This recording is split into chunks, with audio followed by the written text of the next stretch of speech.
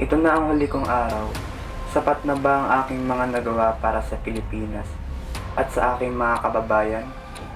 Ni hindi ko man lamang masisilayan ang araw na makakalaya na ang mga Pilipino sa kamay ng mga Espanyol. Ibinigay ko ang lahat ng aking mga kaya para sa bansa. Ngayon ay iaali ko ang aking buhay.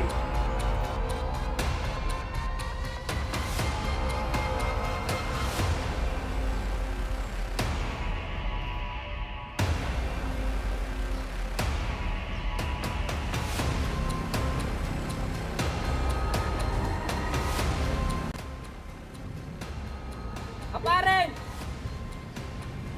Apunten! Consumato mes! Fuego! Gusto ko pang magpatuloy kung mabibigyan lamang ako ng isa pang pagkakataon para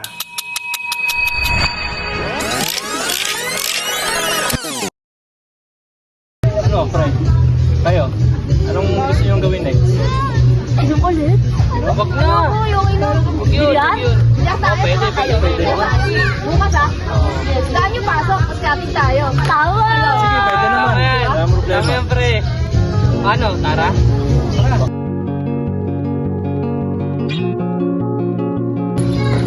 Success! Demo! Buka! Kaya nga eh.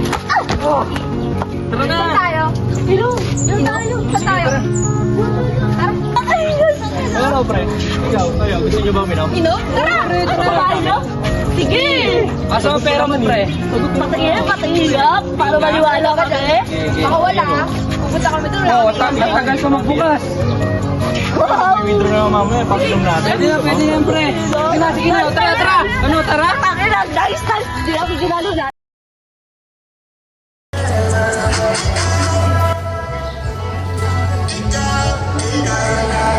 Wala.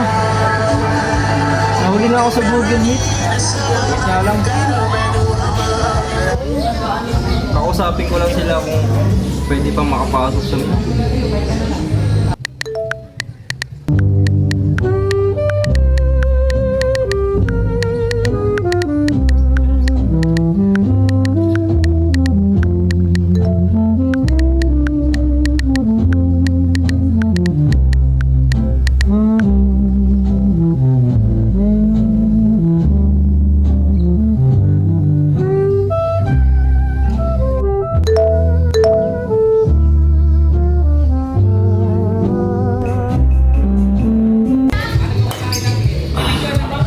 Ano ba? Ang daming gagawin. Ano ulo ko?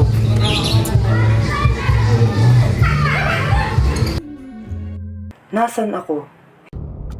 Hindi ba't hinatulan ako ng kamatayan?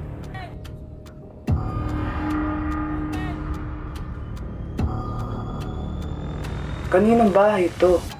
Anong ginagawa ko?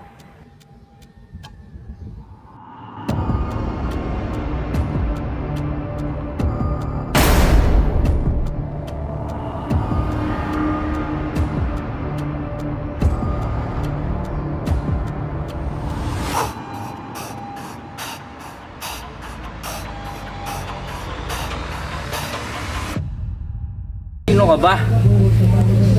Paulit-ulit ka po pa sa isip ko. Ano bang nais mong sabihin sa akin? Ano ba kailangan mo? Sino ka ba? Ako si Rizal. Ikaw si Rizal? Oo. Seryoso ka ba? Napakadali na lang gumawa ng mga aktibidad ngayon. Simpleng sulat na lang at meron ka ng sagot. Ngunit nakakapag-isip ka pa ba para sa sarili mo? Hindi ba dapat sariling reflection ang kailangang isasagot? Nababasa ba ng AI na iyan ang iniisip mo? Sorry po. Hindi ko kasi naintindihan ang topic kasi nakatulog ako eh. Kapareho nga ang nangyayari din sa panahong ito. Wala bang saysay ang ginagawa ko para sa sarili kong bansa? Hindi po. Nang dahil sa'yo nakalaya ang Pilipino. Nagkaroon ng karapatan mga kababayan at namulat ang buong Pilipinas. Sapat na po ang ginawa mo, Rizal. Nakakadismaya sa panahon ngayon. At nagkatotoo nga ang mga sinabi ng makakalaya nga tayo sa mga Espanyol. Ngunit napapasailalim naman tayo ng sarili nating kapwa Pilipino. Pero may mga bagay na nakakatuwa sa panahon ngayon tulad ng marunong na bumoses sa mga kabataan sa mga bagay na gusto nila. At mayroon ng karapatan ng mga kababaihan upang magkaroon ng edukasyon. Ngunit tama nga ba ang pinaglaban ng iba sa kanila? Madami sa atin ang naghihirap na pero alam mo yun, ang mga mayayaman ay mas lalong yumayaman at ang mga pribadong kumpanya ay madaming maimbestigahan na maayos dahil sa pera at connection. Dahil sa eskwelahan natin ay may korupsyon. Ang student council din natin na dapat magiging boses natin ay napasa ilalim ng mga namumuno eh. Kaya walang lumalaban para sa atin.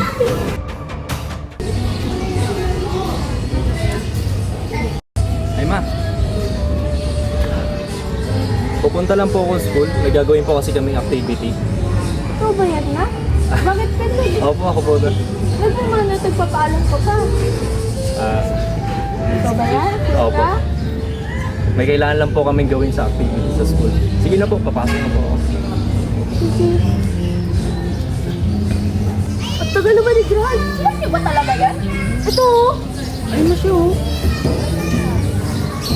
Uy, hanggang maaga. Wala, pangit naman ang suot mo, pre. Ikaw ba yan? Ikaw mo, nakasinelas ka pa, oh. Ikaw ba talaga yan, Grant? Kaya naninibago kami sa'yo. Ako pa rin naman to. Ikaw ba talaga? Tara na. Pre, baka maano pa tayo. Tagal yun.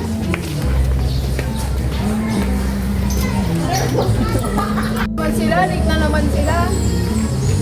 Ano? Ano ba yun? Nakandito na nga kami eh. Buti nga, umatid pa kayo. Asan na ba yung research? Labas din lang. Parang matapos na natin. Guys, may online class pala tayo. Tsaka exam, join na daw kayo, sabi ni ma'am.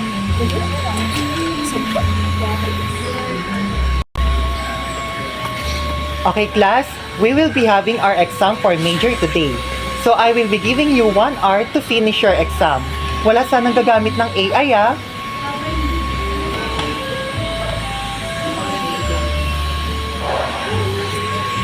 Ang dami naman pinapagawa. Ano yan?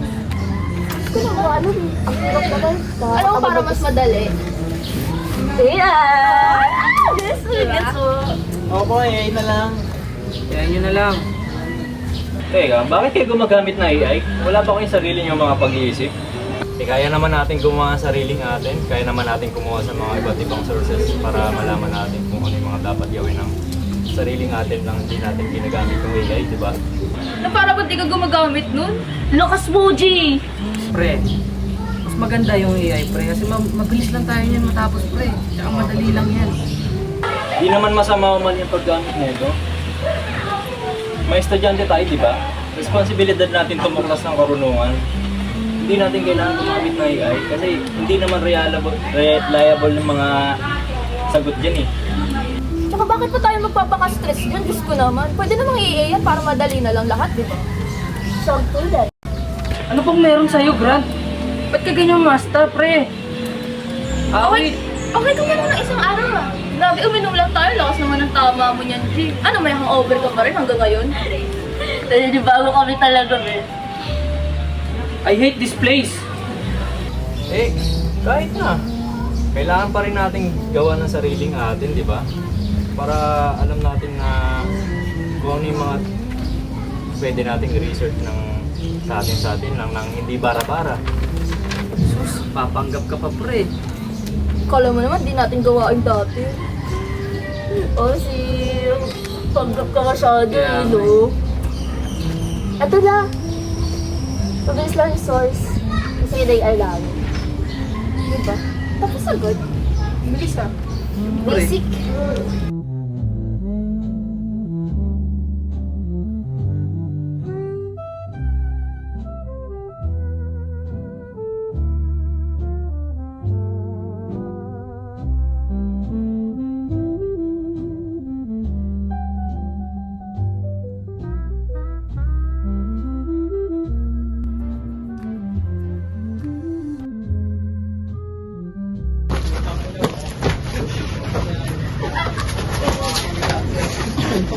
Eh, bubugin mo yan, pre! Uy, tama na yan. Ano ba ginagawa nyo? Tumigil na nga kayo. Tigilan nyo yan. Dito. Ayos ka lang ba? Ano ba ginagawa ninyo, ha? Ano? Ba't si Grant nag-aawat dyan? Dati siya pa yung nakikisaw-saw dyan ah. Makikisuntok pa yun. Eh, kamo siya kayo ng susul-sul. Tapos tingnan mo siya ngayon oh. Pre, dapat lang yan. Bubugbugin talaga yan eh. Dahil kay Rizal, nagbago si Grant. Mas naging aware siya sa mga hindi magagandang bagay na nangyari sa society at kabataan. Naging outspoken siya tungkol sa mga issue. Kapansin-pansin ang mga pagbabago niya sa mga kaibigan at kaklase niya. Iniisip nila na baka lamang palabas ito. Pero kita talaga ang genuine change sa actions at paniniwala niya.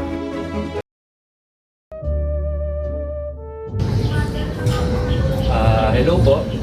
Ako po pala yung bagong member sa club nyo po. Grant Kaya Vlog po pangalan ko. Welcome sa club! Upo kayo. Ay, salamat po. Guys, nagawa niyo na ba yung pinapagawa ko sa inyo? Ako, nakapag-send na ba ako sa messenger? Kayo ba? Napag-send na po. Sige, check ko. Nakapasok ko ng balita sa halos ko sa section natin. Puro bagsak daw. Ayun eh. Oo nga daw may nabully nga kanina. Oo nga, deserve naman niya yun eh. Bully din naman kasi siya. Kaya mo na yun. Eh, aware naman pala kayo meron na bubuli. Bakit hinahayaan nyo lang na gawin sa kanila yung mga ganyang bagay na alam nyo na parang okay lang sa inyo na inaapi sila. Bakit hindi natin gawa ng paraan para masolusyonan na protektahan yung mga taong inaapi lang, di ba? Oo nga no, magandang idea yan. Para may masimulan tayo ng bagong content natin para aware din yung mga students sa school. Oo nga, no? Maganda din yung naisip mo, ha? Maganda din yung idea mo. Sinong gustong tumulong kay Grant? Kami po. Sige, ikaw ang proofreader, writer, editor, videographer, at ikaw naman po sa article.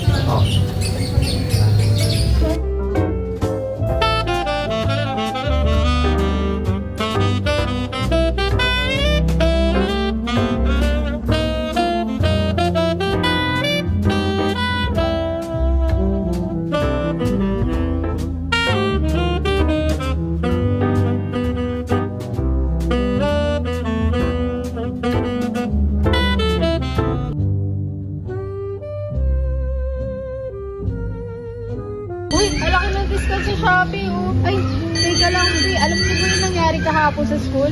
Nagkaroon ng bullying. Kilala niyo ba si Juan? Naku, napakasama na ugali.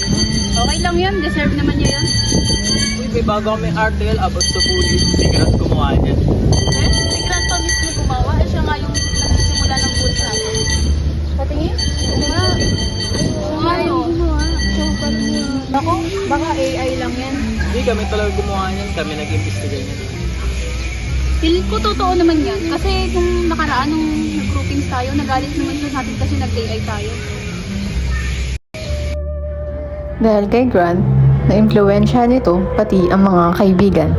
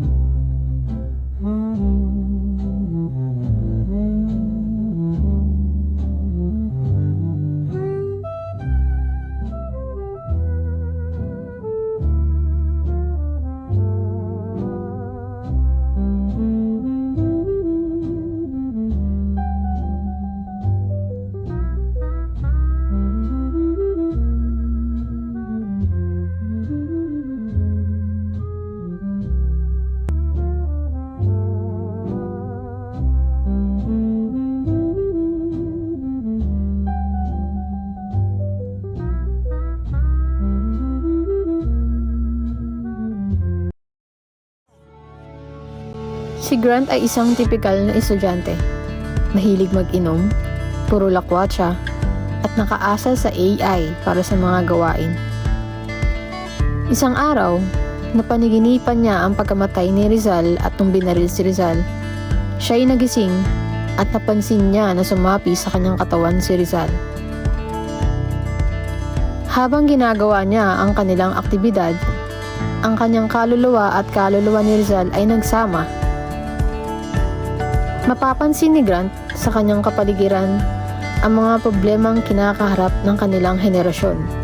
At dahil dito, naisipan niyang sumali sa journalism club upang magamit niya ito, maging paraan para mamulat ang kanyang mga kapwa estudyante. Si Grant ay nagpatuloy sa kanyang gawain at ipinalaganap ang kanyang mga kaalaman at idea sa kanilang eskwelahan.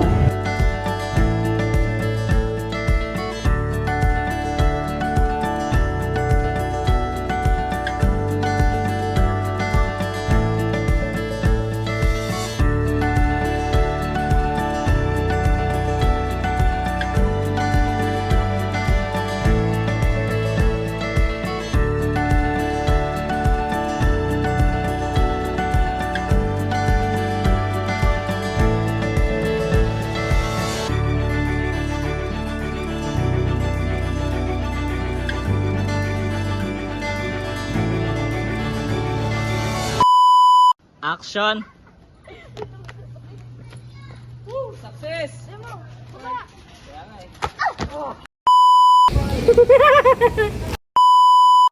Tumatawa kasi ito lang. Ang ganda na! Tama na yan. Ano pa ginagawa nyo? Tumigil na nga kayo.